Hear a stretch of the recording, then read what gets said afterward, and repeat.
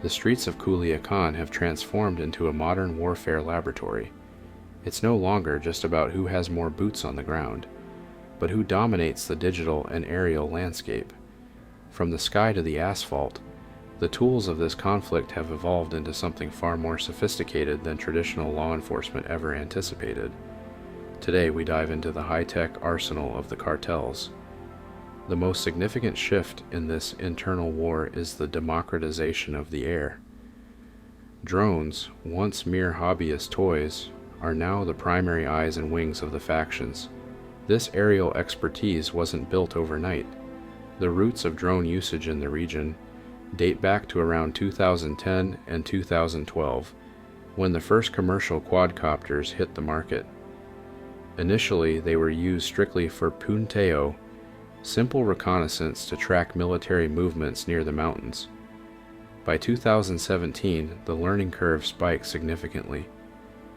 Intelligence reports began to find evidence of tactical workshops where specialized technicians, some with backgrounds in engineering or even experience in the military, began teaching operators how to modify flight controllers to bypass GPS restrictions.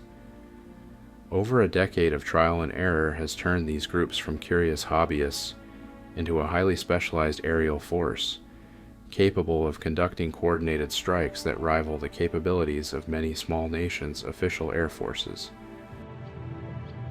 Mira, otra. Aventaron otra. ¿Cómo no se vio?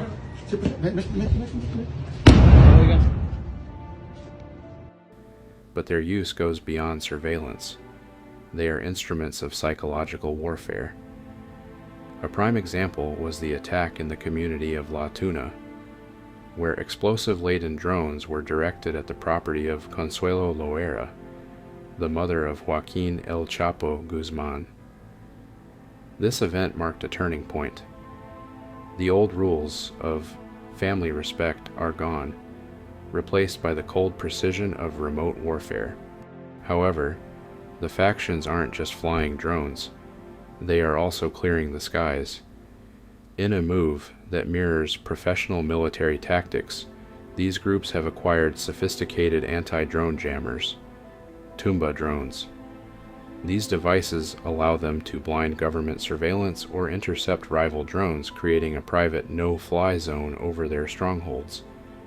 This electronic shield makes it nearly impossible for the military to perform surprise aerial raids without being detected or neutralized first. True tactical advantage lies in connectivity. Factions have moved away from traceable radios and are now mass adopting Elon Musk's Starlink technology. As a portable satellite internet system, it allows them to coordinate complex movements from the deep mountains where cell service is non-existent, maintaining an encrypted network that is extremely difficult for the government to jam. Even in the most remote areas, the forest has eyes.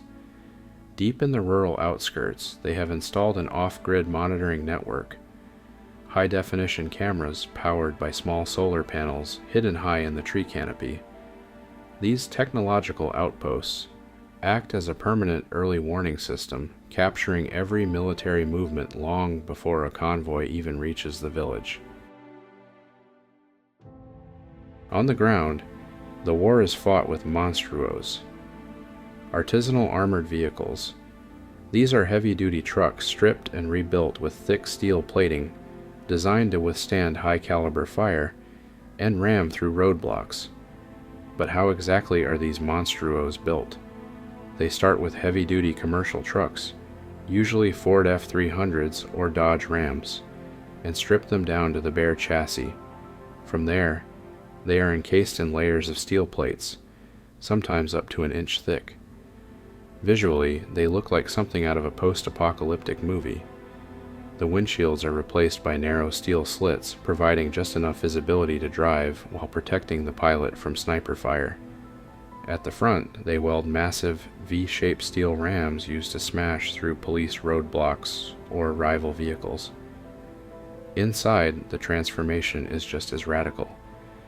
The interiors are reinforced with extra steel bars to prevent the cabin from collapsing during an explosion. They often feature a central turret. a circular opening on the roof where a gunman can operate a heavy machine gun with 360-degree coverage. Some even have specialized firing ports along the sides, allowing the occupants to defend the vehicle from every angle without ever exposing themselves. Despite their weight, which can exceed several tons, these steel beasts are the ultimate symbol of ground dominance in the rural battlefields of Mexico. But the ambition doesn't stop with DIY armor. Intercepted communications revealed that the CJNG, Jalisco New Generation Cartel, attempted to take this to the next level by trying to purchase a functional military tank through international black market catalogs. While the deal was never finalized, it proves these groups no longer see themselves as gangs, but as private armies with military-grade budgets. Witnessing all this power, this capacity for innovation, and the incessant flow of high-end equipment, we cannot help but ask the ultimate question: who is truly financing the cartels?